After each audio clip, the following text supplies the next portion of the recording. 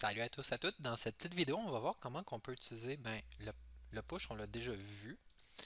Mais là, ce qui est particulier, c'est qu'on va voir comment on peut enlever, par exemple, le dernier élément d'un tableau. Donc ici, j'ai un beau popcorn.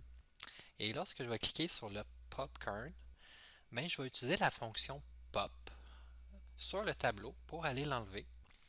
Et je vais réafficher le tableau de nouveau. Fait que ça va donner quelque chose comme ça. Par exemple, je clique deux fois sur le popcorn, Pikachu vient de s'enlever, les deux derniers Pikachu. Donc ici, si je regarde mon G-tableau personnage, je vois que j'ai 5 éléments.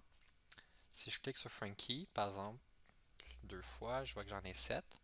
Et là, si je clique sur le popcorn, je vais popper le dernier élément. Oh mon dieu, j'adore mon vocabulaire. Donc, je vais enlever le dernier élément du tableau en utilisant la fonction pop. Fa- fonction pop, popcorn, c'est thématique. Fait que j'arrête mes jeux de mots et je continue. Donc, on va utiliser la fonction pop pour enlever un élément du tableau, puis par la suite, on va réappeler la même fonction qui permettait de calculer la valeur à donner pour la propriété texte en la mettant à vide et en bouclant. Donc, regardons le code un peu.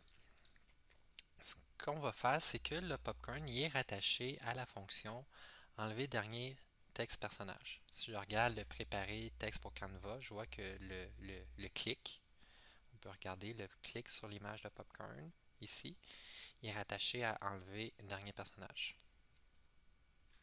Donc, je vais aller ici. Et là, ce que je vais faire, c'est que je vais aller enlever le dernier élément. Donc, je peux simplement aller écrire le nom de mon tableau. Fait que j'ai tab personnage. Ici, je sais que c'est marqué qu'il est vide, mais en réalité, il ne sera pas vide au moment où c'est qu'on va cliquer sur le popcorn. Parce qu'il va avoir eu des valeurs. Étant donné qu'on clique sur Frankie ou le fantôme ou tout ça, ce tableau-là, il se remplissait. Donc, si je vais aller enlever le dernier élément, je vais marquer gTabPersonnage.pop. Il n'y a pas besoin de paramètres. Et par la suite, je vais aller appeler la fonction pour réafficher le tableau. Donc, c'était afficher tableau, point virgule. On voit qu'afficher tableau, ça fait la même chose que tantôt, ça boucle.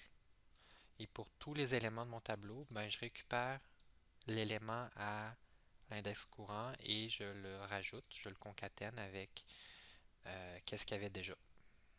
Et je mets un espace pour faire plus cute. Donc, c'est tout. Si on l'essaye, ça devrait marcher. Donc, je clique un petit peu partout. Et par la suite, je clique sur le popcorn, ça marche.